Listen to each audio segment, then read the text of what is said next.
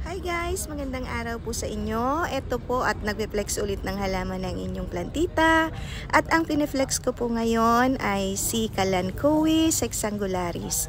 Ito po siya, nakuha ko siya mga 2018. Regalo po ito ng isang kaibigan sa akin. Fortunately, naparami ko naman siya. Marami na akong mga propagations nito kasi wala pa akong nakikitang nagbebenta sa mga local gardens natin. So, eto po siya. Napakaganda po niya pag stress. Pulang-pula yung kanyang mga dahon. Kung hindi ko siya didiligan ng mga 2 to 3 weeks tapos maganda yung sikat ng araw. Napakaganda po ng kulay nito. Pulang-pula lahat yung kanyang mga dahon.